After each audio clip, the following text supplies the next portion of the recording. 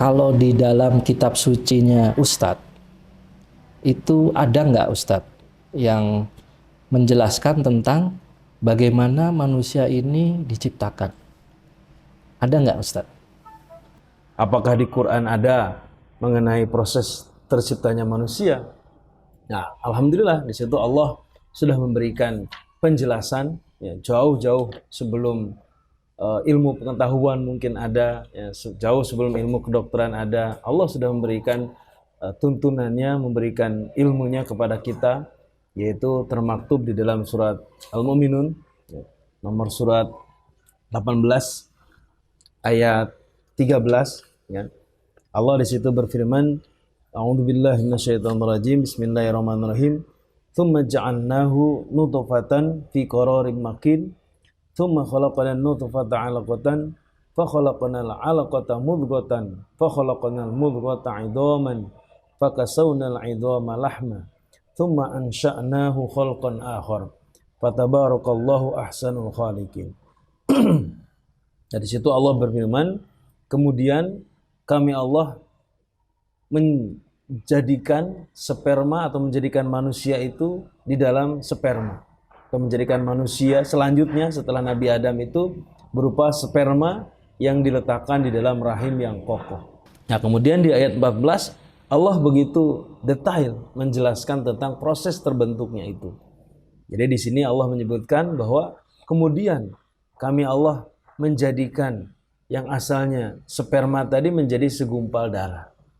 Jadi sperma yang diletakkan di dalam rahim itu kemudian berubah menjadi segumpal darah. Fa khalaqnal mudghata 'alaqatan mudghatan. Kemudian setelah itu segumpal darah oleh Allah dijadikan menjadi segumpal daging. Ya. Kemudian fa khalaqnal mudghata 'idhaman, fa kasawna al-'idhama lahma. Nah, kemudian si segumpal daging tadi oleh Allah dibentuk, ya kan, diberi tulang di situ, ya kan, fakasawnal idhama lahman. Kemudian dalam tulang itu juga disempurnakan dengan daging atau bentuk-bentuk yang lain.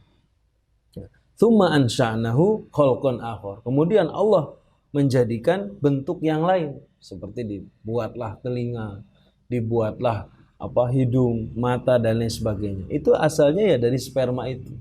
Dan tempat produksinya ya di dalam rahim ibu itu, yang hanya kecil menurut kita manusia, tapi begitu luar biasanya.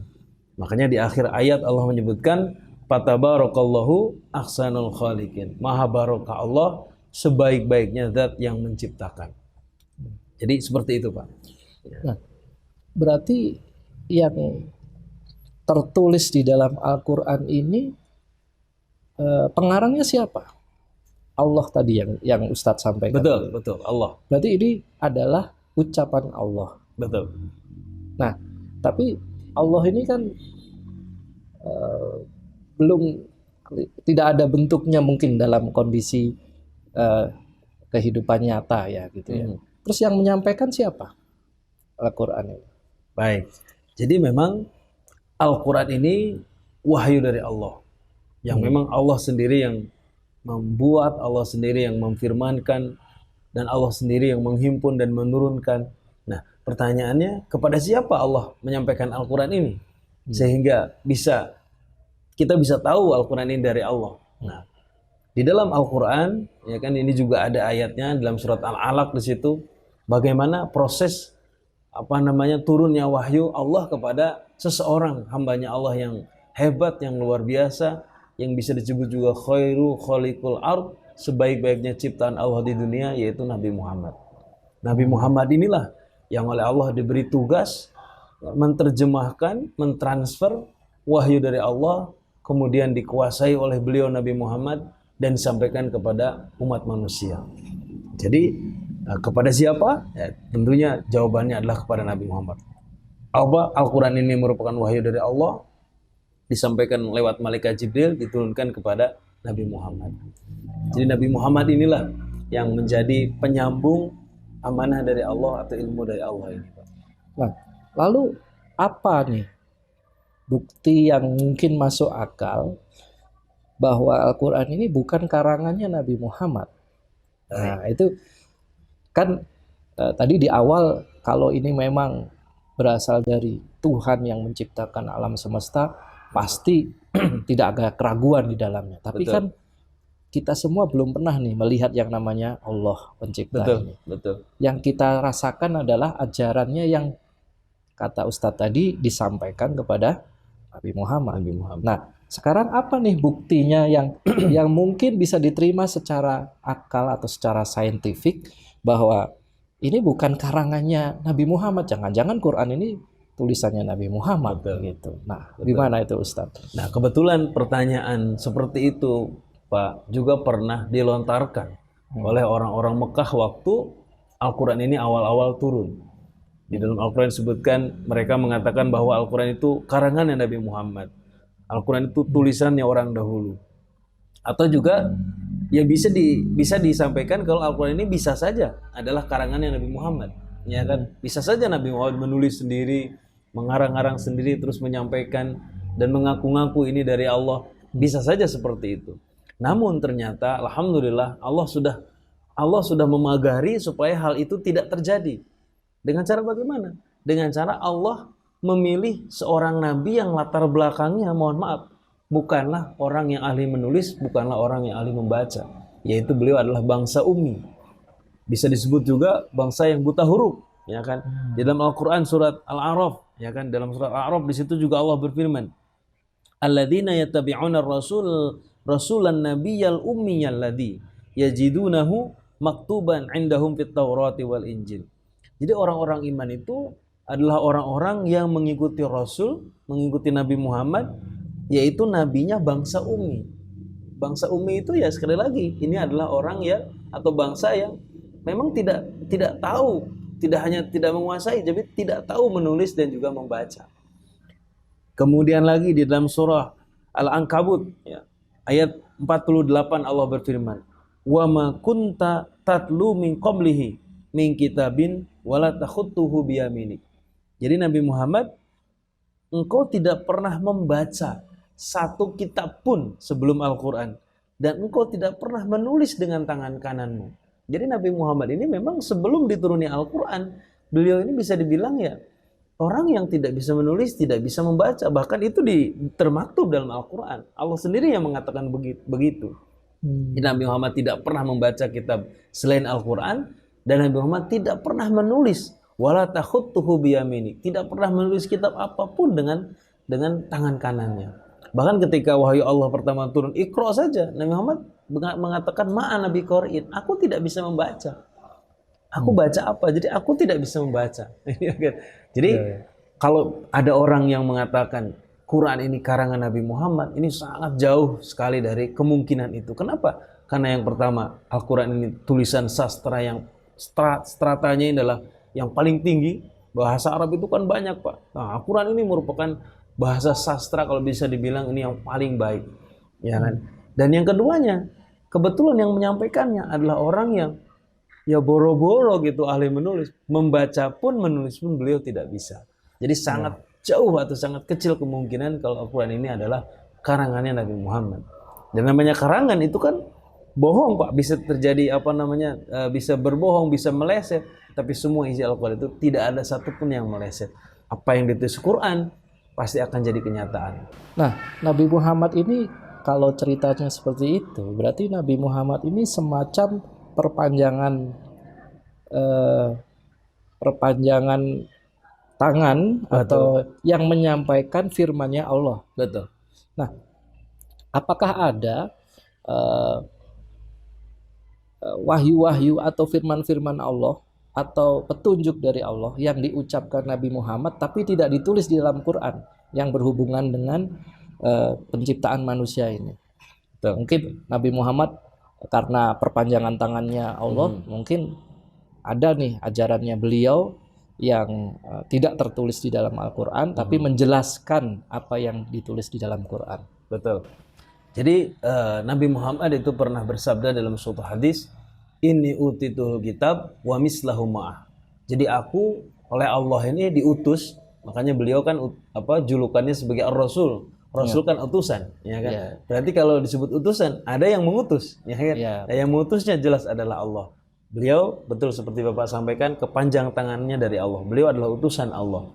Nah, kemudian Nabi mengatakan, saya diberi kitab dan satu lagi kitab semisalnya kitab. Nah, jadi berarti ada dua, ya kan? Jadi di situ Nabi Muhammad diberi kitab, maksudnya Al-Quran, dan aku diberi lagi, yaitu kitab yang semisalnya Al-Quran, yaitu apa? Al-Hadis, ya kan? Yang semuanya itu, Al-Hadis itu menjabarkan atau menjelaskan secara detail firman Allah dalam Al-Quran yang sifatnya global. Nah, termasuk mengenai penciptaan manusia. Nah, Nabi kita Nabi Muhammad Rasulullah SAW juga menjelaskan mengenai itu. Itu termaktub di dalam Sahih Bukhari, ya kan? Takhrij hadisnya itu Imam Bukhari bab dzikru malaikah, nomor hadis 3208. Di situ Rasulullah Shallallahu Alaihi Wasallam bersabda, wa huwa as-sadiqul masduq, inna ahadakum yajma'u khulquhu fi batni ummi arba'ina yawman nutfah, thumma yakunu 'alaqatan misla dzalik, thumma yakunu mudghatan misla dzalik, thumma yursalu ilaihil malak fayahfahu fihi ar-ruh.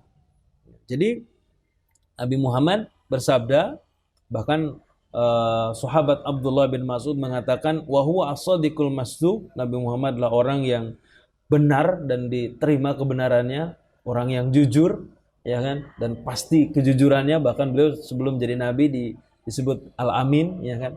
Nah, beliau mengatakan, Nabi Muhammad mengatakan, sesungguhnya salah satu dari kamu sekalian itu dikumpulkan di dalam perut ibu selama 40 hari itu segumpal atau sperma dulu. Jadi sperma itu menetap di dalam perut ibu itu selama 40 hari.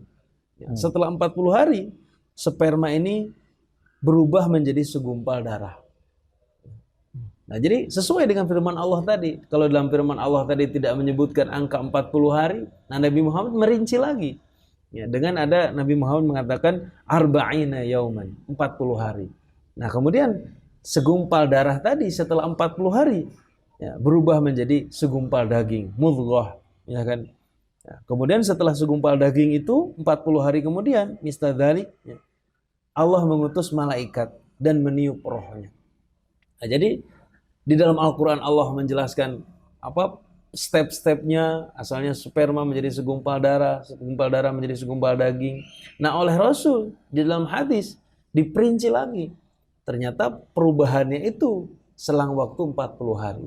Jadi terjadi persesuaian antara firman Allah dengan sabda Rasulullah Sallallahu Alaihi Wasallam. Bahkan oleh Nabi lebih diperinci lagi. Gimana proses itu bisa berjalan, berapa lama waktunya, itu sudah dijelaskan oleh Rasulullah yang notabene tadi saya sampaikan, beliau aslinya adalah orang yang tidak bisa menulis, tidak bisa membaca. Ya, boro-boro beliau bisa mengetahui tentang masalah masalah kandungan, ya kan, masalah ilmu kedokteran. Tapi ternyata karena beliau diberi wahyu oleh Allah bisa mengetahui hal itu, Pak. Nah, Nabi Muhammad nih bisa sampai detail seperti itu. Apa nih profesinya Nabi Muhammad? Apakah dia mungkin pernah jadi semacam dokter gitu ya di zamannya, atau mungkin dia punya guru seorang yang mengerti tentang ketabiban, yang proses seorang anak ini, apakah bagaimana dia bisa apakah ada profesi seperti itu? Ini untuk lebih menguatkan lagi Ustadz, bahwa apa yang disampaikan Nabi Muhammad itu betul-betul dari Allah yang menciptakan manusia. Kan kita berbicara penciptaan manusia. Orang yang menciptakan sesuatu itu pasti yang paling mengerti adalah orang yang menciptakannya. Jelas, kan gitu. Betul. Nah, ini apa ada nih apa nih profesinya Nabi Muhammad? Betul. Seperti yang saya sampaikan tadi, Pak, dan juga termaktub dalam Al-Quran bagaimana Nabi kita itu dulu. Jadi Nabi Muhammad ini memang sebelum dituruni Al-Quran, beliau adalah orang yang, mohon maaf bisa dibilang, ya tidak mengerti apa-apa. Makanya dalam Al-Quran disebut, wa ma yantiqu anil hawa in huwa illa wahyu yuha. Nabi Muhammad tidak berbicara dari pikirannya, dari hawa nafsunya, tapi yang beliau sampaikan adalah wahyu yang Allah wahyukan. Sehingga Nabi Muhammad setelah jadi Rasul berubah menjadi orang yang pintar, Ya kalau ditanyakan apa profesinya dulu beliau adalah seorang pengembala kambing. Bahkan Nabi mengatakan tidak ada seorang nabi yang diutus kecuali beliau adalah pengembala kambing. Sahabat bertanya, apakah engkau juga wahai Rasulullah? Nabi mengatakan, iya saya juga. Saya sebagai pengembala kambingnya orang Madinah. Pengembala kambing orang lain. Jadi beliau yang diberi upah dalam rangka mengembala kambing orang lain. Jadi beliau itu bukanlah orang yang, mohon maaf, bukanlah cendekiawan, bukan orang yang belajar di mana atau bagaimana. Beliau betul-betul memang backgroundnya, latar belakangnya adalah orang yang memang tidak mengerti. Apalagi jauh kepada masalah kedokteran yang saya sampaikan tadi. Wah, itu sudah kayaknya kalau bukan wahyu dari Allah, tidak mungkin beliau bisa mengetahuinya, ya kan? Tidak mungkin, karena latar belakang beliau adalah tadi. Bahkan kalau kita bicara mungkin pendidikan dari orang tuanya, beliau sudah ditinggalkan orang tuanya malah ketika beliau masih kecil. Jadi didikan orang tuanya pun bisa dibilang untuk masalah itu tidak ada, tidak beliau dapatkan. Karena beliau sudah yatim piatu ketika beliau masih kecil. Gitu, Pak. Nah, yang menarik tadi adalah ketika di Nabi Muhammad bersabda bahwa prosesnya penciptaan seorang manusia tadi itu per 40 hari ya. Per 40 hari. Nah, betul. per 40 hari itu ditulisnya bukan di Al-Qur'an ya. Bukan, betul. Nah, itu di mana itu, Pak? Dituliskannya. Kitabnya yang menuliskan secara lebih lengkap Rinci tadi. Ya. Betul, Pak. Jadi di dalam Al-Quran tadi sifatnya global, disampaikan tadi, hanya perubahannya saja yang Allah terangkan. Nah kemudian Nabi merinci, ya kan, sampai demikian 40 harinya beliau sebutkan. Nah kemudian pertanyaannya tadi dari Bapak sangat bagus sekali, di mana hadis itu kita temukan, ya. Cerita itu kita temukan. Nah ternyata hadis itu, cerita itu kita temukan di dalam hadis Sahih Bukhari, dan banyak juga hadis yang lain. Tapi yang saya cuplik tadi di dalam hadis Bukhari, Pak. Nah, jadi di dalam hadis Bukhari ini adalah banyak sekali hal-hal atau sabdanya Rasul, kan disebut hadis itu kan cerita. Kalau Bapak tadi menyampaikan cerita, karena memang hadis itu maknanya cerita. Ya. Tapi kadang-kadang tidak hanya cerita, itu bisa ucapannya beliau, itu bisa juga perbuatannya beliau, itu juga bisa cita-citanya beliau. Nah, dirangkumlah menjadi suatu hadis. Nah, yang kebetulan yang ada yang saya sampaikan tadi itu termaktub di dalam hadis Sahih Bukhari. Jadi kalau hadis itu kan ada banyak sekali. Yang mafhum, yang masyhur ada 6. Nah, yang induknya hadis itu ada 2, yaitu Bukhari dan Muslim. Yang saya sampaikan tadi adalah hadis Sahih Bukhari, Pak. Nah, hadis ini itu adalah kumpulan dari ucapan-ucapannya Nabi Muhammad. Betul. Nah, Bukhari ini apakah orang atau siapa ya Bukhari ini? Apakah dia sahabat Nabi yang secara rajin menulis, mengikuti Nabi kemanapun, dia menulis, mencatat?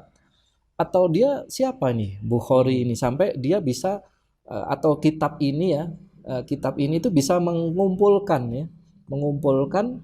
perkataan-perkataan Nabi Muhammad. Nah, siapakah Bukhari itu?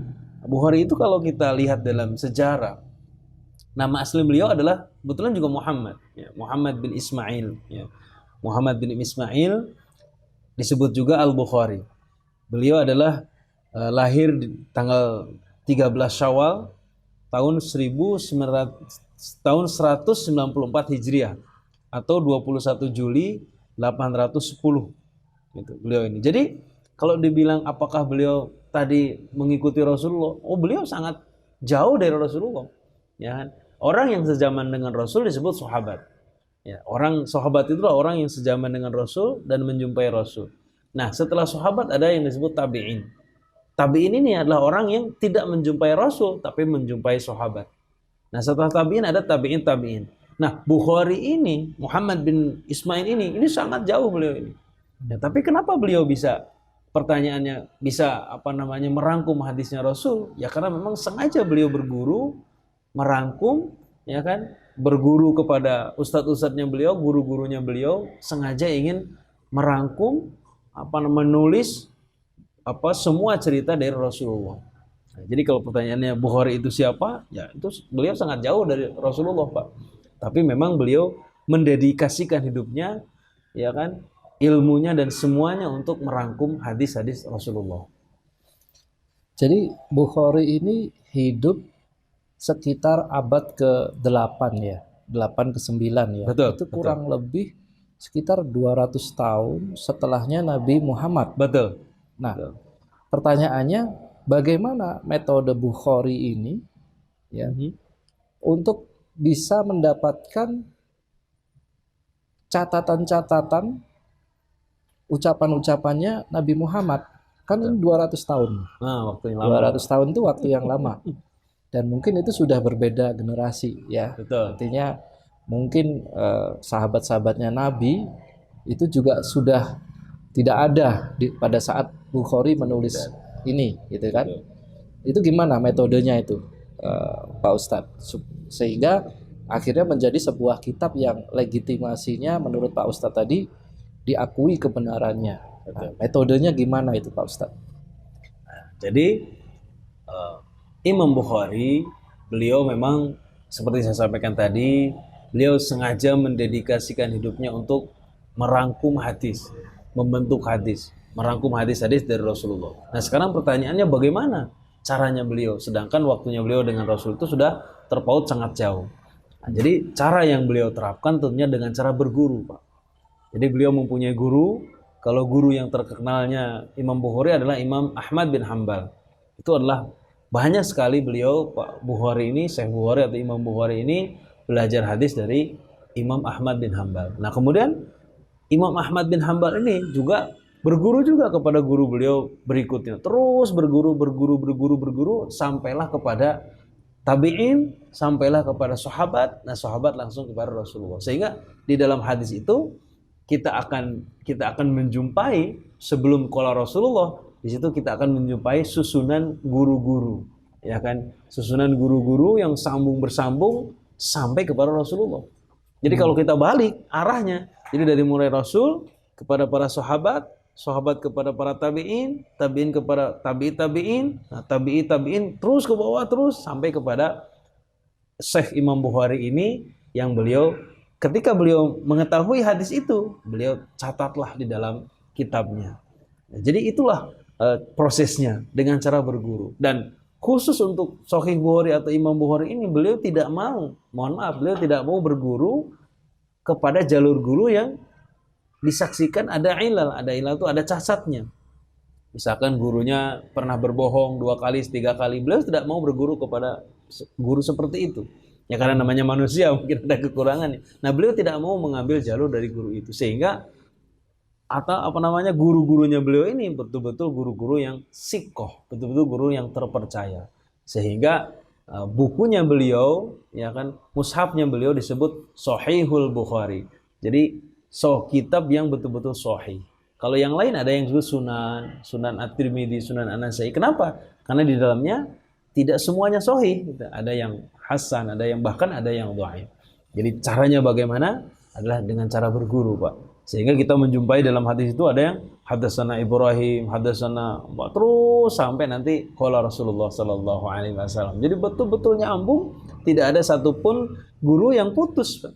Karena kalau ada guru putus, nanti juga tidak masuk ke dalam kategori sahih, ya kan? Nah, ini. Jadi caranya adalah dengan berguru, Pak. Nah, boleh nggak Ustadz dijelasin satu persatu gurunya Bukhari yang khusus untuk penciptaan manusia yang 40 hari tadi, per 40 hari tadi.